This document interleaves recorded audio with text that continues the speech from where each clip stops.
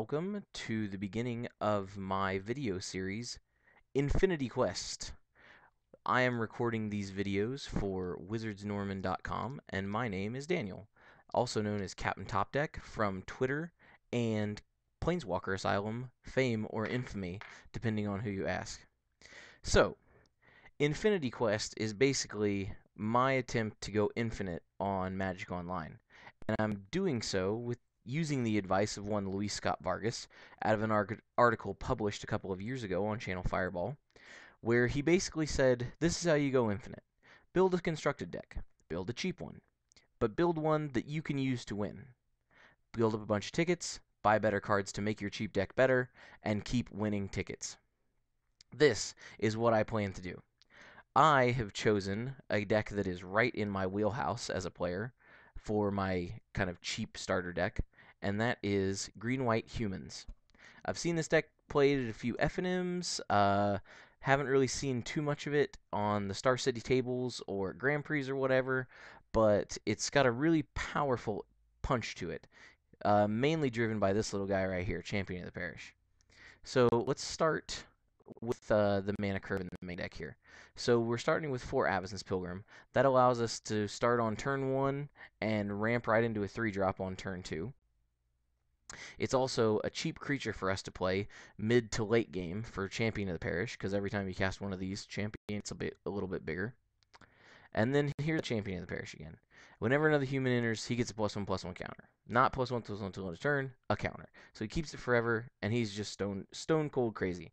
This guy turns your opponent's best creatures into chump blockers in very short order. They need an answer to him very quickly, or they are going to be very dead. Now this champion is backed up at our 2-drop slot with 2 different ways to turn this guy into a Wild in the Cattle, aka a 3/3 when he swings the first time on turn 2. We've got Gather Townsfolk, which is one of the few spells in the deck.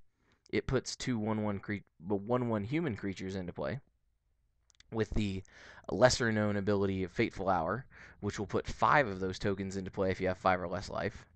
But its biggest use here is for Champion. We play this on turn 2 after a turn 1 champ, and he's swinging for the fences for 3 damage.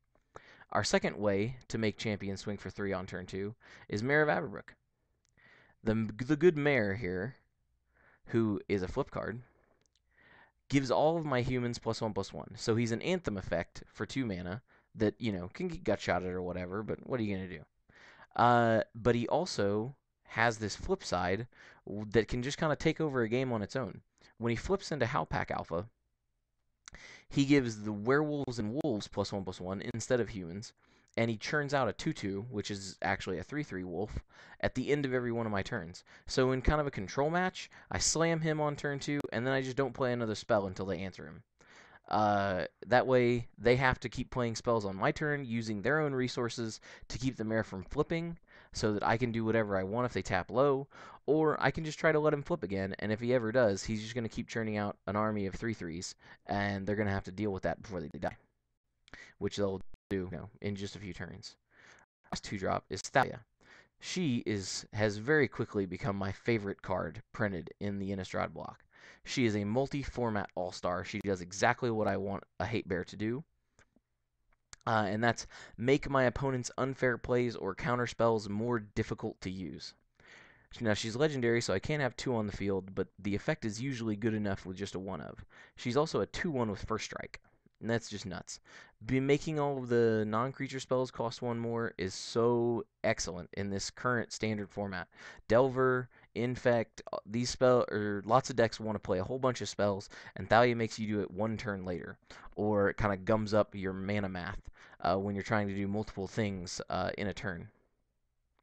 The First Strike is not irrelevant. She's very good at blocking lots of other things, especially when she gets a +1/+1 boost from Mare of Aberbrook. Another good part about Mare is that he's an Anthem effect in this deck that doesn't cost 3 mana because of Thalia. He still only costs 2. Now let's look at our 3-drop slot. We have Mirror Crusader, who's in there as kind of a stand-in for Blade Splicer.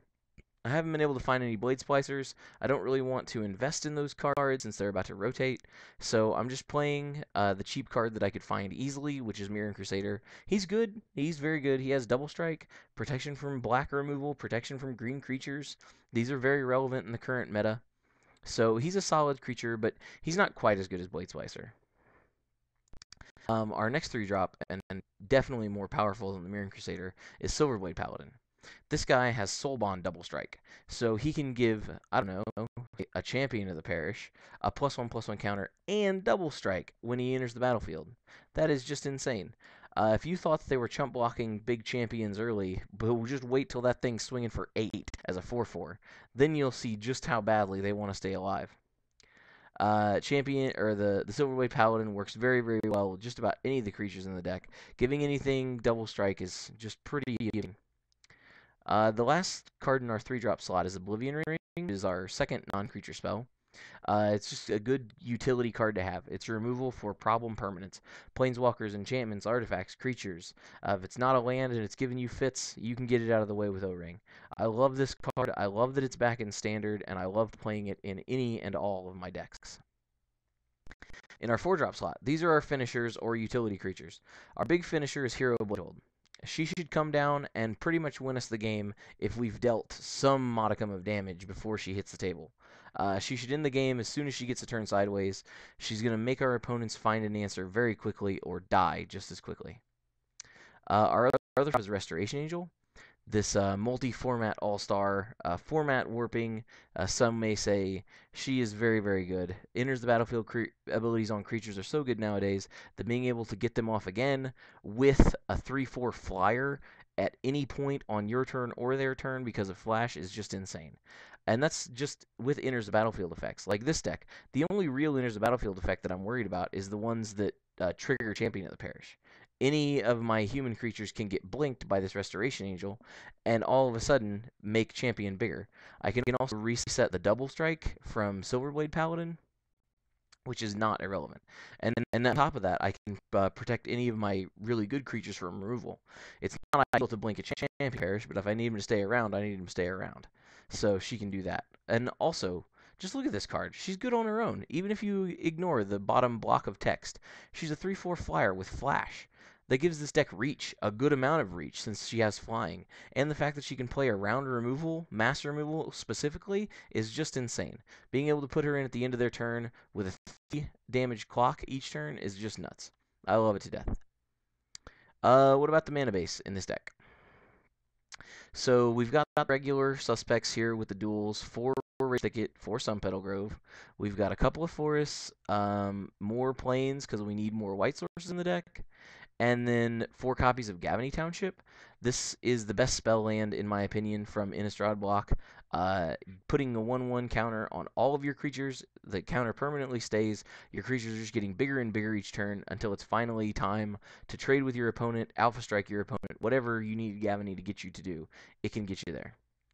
Our last 4 slots are dedicated to Cavernous Souls.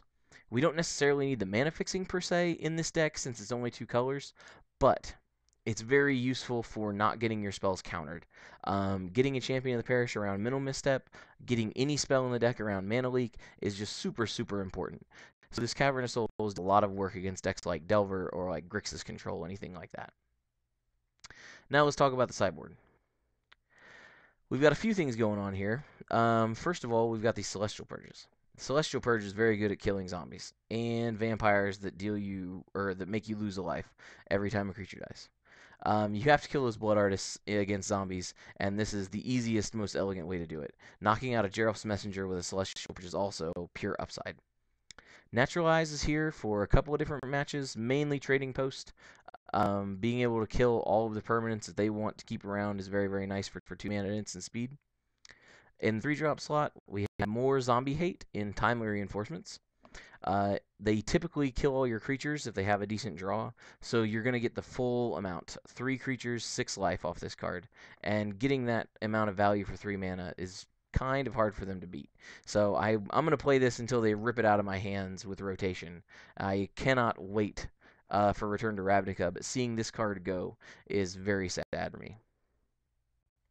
Next up, we have Crushing Vines. I've found out that the Delver matchup for this deck isn't very good. So having access to a card that says destroy target equipment or destroy target uh, creature that's beating your face in is very, very nice. Crushing Vines is a very versatile card. I enjoy having it. It costs a little bit more than I want, but what are you going to do? The last one here in 3-drop slot is probably my favorite card out of the sideboard. Champion of Lamholt is the Stones. This thing is underrated. Not enough people play her. She's got a very powerful effect that most people don't even really understand or know. And that's just getting bigger. Every time you play a creature, every time a creature enters the battlefield on your side, she gets a +1/+1 counter. They aren't allowed to block. If their creature has power less than hers, that creature can't block. Eventually, you get her bigger than their whole squad, and you just alpha strike them. It's just fantastic. I love this card to death. She's won me multiple matches with this deck, and it's because you just stick her, they can't kill her immediately, you put a couple counters on her, and you just swing past everything that they've been playing for all these turns to stall the board. It's this deck's version of Bonfire. It's slower, less random, but it does quite the same job. The last one in the sideboard is Stonehorn Dignitary. Now, this card seems a little odd, but when you're talking about decks in the format that can swing for 75 regularly by about turn 5, you want a card that can say, yeah, I need you to skip that attack step, actually. And being able to blink the Stonehorn Dignitary with Restoration Angel gives the card the versatility that I really need. You can lock them out of one attack step when you play it. Then you hope to chain Restoration Angels, keep blinking this guy over and over, and make sure that they don't attack you while you're beating their face in with 3/4 flyers. So that's the deck that I'm running. I'm going to be playing it in a daily event here for this video today in just a moment. And I hope that you guys enjoy watching the deck. I hope that I do well in this daily event, and I can show off exactly what the deck is supposed to do. All right, thanks.